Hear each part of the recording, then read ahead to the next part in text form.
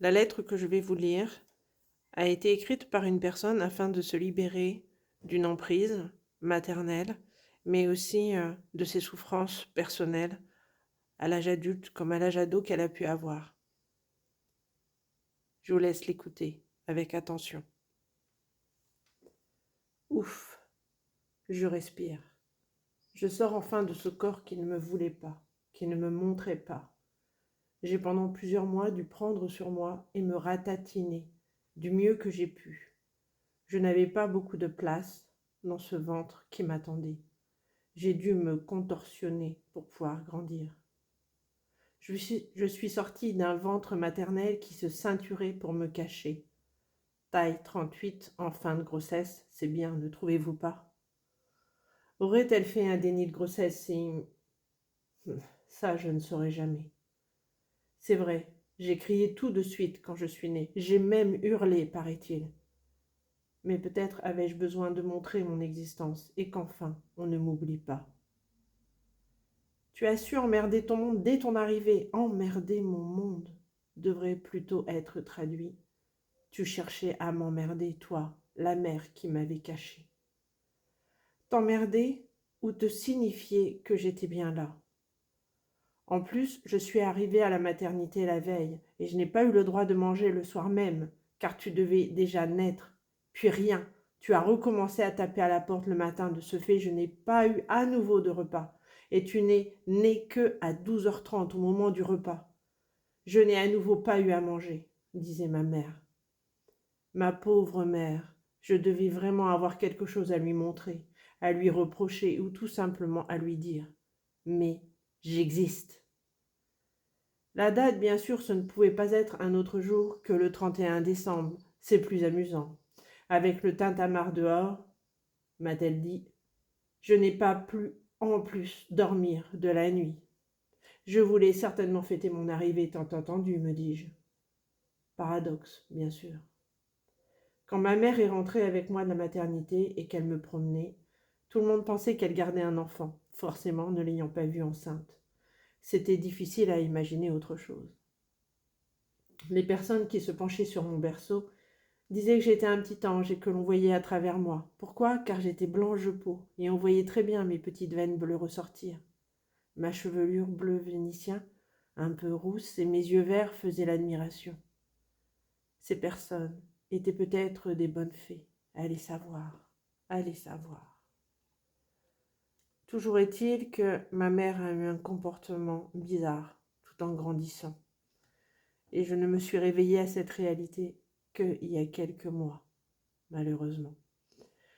Je ne m'étais pas rendu compte de la souffrance qu'elle m'avait fait mener à travers le syndrome de Murchison par procuration, cette emprise perverse. Il est temps de m'en libérer. Et voici ce qu'un soir, je me suis mis à écrire. Il est minuit. Suis-je victime ou suis-je bourreau? Je pense que face à une manipulation ou à une perversité, beaucoup de personnes s'adaptant à la situation et la normalisant se posent cette question au moment où la réalité éclate. Est-ce que je n'exagère pas? Est-ce que j'ai le droit de dire cela de ma mère? Ne suis-je pas moi la manipulatrice? Je me sers peut-être de tout cela pour me faire de la pub ou pour avoir de l'importance ou pour peut-être même attirer l'attention sur moi. Suis-je si maso que cela que j'ai envie par me détruire en imaginant tout cela? Est-ce que je cherche une originalité pour me sentir différente? Est-ce que je ne suis pas une usurpatrice? Qui suis-je pour me permettre d'émettre cela et de penser et de croire tout cela sur ma mère? Et si je disparaissais, ne serait-ce pas plus simple? Le vide, l'anesthésie de mes émotions, le chamboulement des images comme un diable et un ange qui se battent pour me repasser l'un après l'autre des morceaux de mon enfance, de ma vie, me faisant prendre tour à tour le rôle de bourreau et celui de victime. Mais qui suis-je réellement pour me permettre cela? Je me fais peur. Et si je me réveillais de mon anesthésie et que je perds de pied face à tout cela? Et si je n'étais pas si innocente à tout cela? Peut-être l'ai-je moi-même créé ce problème, cette dépendance, cette maltraitance. Ne me l'infligeais-je pas pour me faire remarquer, pour attirer l'attention? L'ai-je vraiment subi? On me dit de reprendre position dans ma vie. Mais tout cela fait partie de ma vie. Je ne peux pas rembobiner la pellicule de ma vie. Elle est ainsi. Je dois l'accepter et faire le deuil d'une vie que je pourrais envier à quelqu'un d'autre. Mais la normalité est-elle celle que je crois, puisque pendant des années je croyais être dans la normalité? Mais qu'est-ce la normalité en fait? On me dit que je suis forte, oui, je le crois, et alors? À quoi cela peut me servir? À affronter mes démons? Mais je ne cherche pas à les affronter, je sais qu'ils sont là, et je dois conjuguer avec, car ce qui a existé existera toujours. L'ai-je inventé? Je me pose sans arrêt cette question. Non. Et pourtant même cela, je n'en suis pas sûre. Du coup, je culpabilise comme si je condamnais une innocente. Certaines personnes disent « elle est malade » ou « tu dois passer à autre chose et ne voir que les bons moments ». Ok, mais les conséquences de tout cela, je le paie encore maintenant. Fais l'effort de passer à autre chose, me dit-on. Mais des efforts, je ne fais que cela. Aujourd'hui, je veux simplement être libre. Être libre de ne pas penser. Être libre de ne pas vivre. Être libre de ne pas faire mourir tout cela, car c'est aussi une partie de moi. Je dois donc faire avec. Pardonner, oui, c'est fait, car je sais que je me libère un peu d'elle en faisant cela. Je n'accepte pas ce qu'elle m'a fait, d'autant que je n'y crois pas toujours, mais je m'en libère en lui pardonnant pour avancer, tout en n'acceptant nullement ce qu'elle m'a fait. Je me sens victime, bien sûr, quand les autres m'en parlent, que ce soit un médecin de mon enfance, des voisins, des anciens amis de classe, des proches, les auxiliaires de vie. Oui, ça me valide son problème, donc ça devrait me rassurer que je suis victime. Eh bien non, ce n'est pas si facile, car je me demande si je n'en fais pas trop, si ce n'est pas exagéré. Comme la femme battue, je doute de mon impartialité. À la différence, c'est que je sais que ce n'est pas ma faute. Mais était-elle si dure que cela? Et est-ce important? Ben oui, car l'assassin peut être condamné différemment et sa peine ne sera pas la même, ne sera pas aussi longue ou aussi dure. Il y a une enfant en moi qui voit la mort dans sa mère. Je ne l'ai connue qu'à travers ce mot depuis l'âge de 3 ans. On me disait « Ta mère est malade, ne l'énerve pas, elle ne va pas être bien. » Et ma mère me disait « Vous serez contente quand je serai morte. De toute façon, mon cœur est usé, je ne vais pas tarder à mourir. » J'avais 4 ans. Et ça a duré, des années et des années.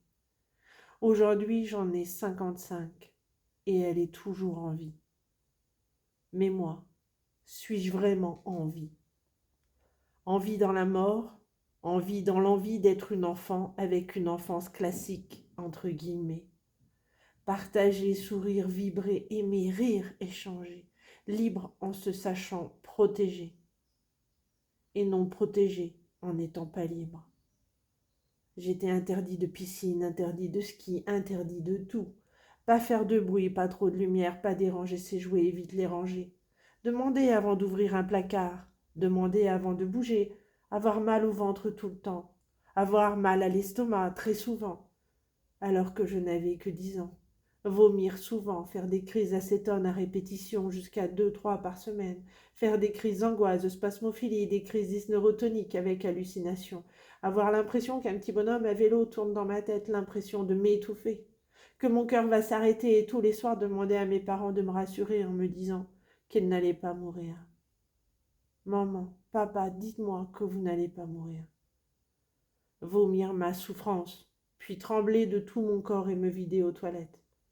Manger peu et être en dessous de son poids, être vue comme une rachitique, une enfant à problème, porter des lunettes sans en avoir besoin. Et si j'avais fait cela pour interpeller quelqu'un, pour qu'on me sorte de ce schéma destructeur? Mon père était bon, un homme sage, calme et si doux. Je sais qu'il a passé sa vie à me protéger. Il ne voulait pas créer d'histoire à ma mère et acquiescer pour ne pas la faire mourir. En revanche, il m'a emmenée partout et a souffert pour ne pas me laisser seule avec elle. Mais quelle vie a-t-il eue? Et moi, aujourd'hui, j'ai décidé de sortir de tout cela. C'est pour ça que je l'écris. C'est aussi pour le faire partager. Pourquoi? Pour peut-être sortir de cette normalité. Quand on est enfant, on croit vivre une normalité. On n'a pas de référence. Mais si ce paragraphe que je viens de vous lire vous inspire, sachez que vous n'êtes pas seul et que vous pouvez vous en sortir comme moi aujourd'hui, je m'en sors. Pourquoi? Pour pouvoir guérir toute ma descendance, pour pouvoir guérir moi-même de mes maux MAUX et de mes maux MOTS.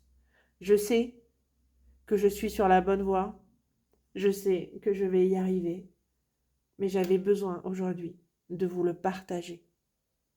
À vous maintenant d'agir, de réaliser, d'avancer. Et surtout, croyez en vous.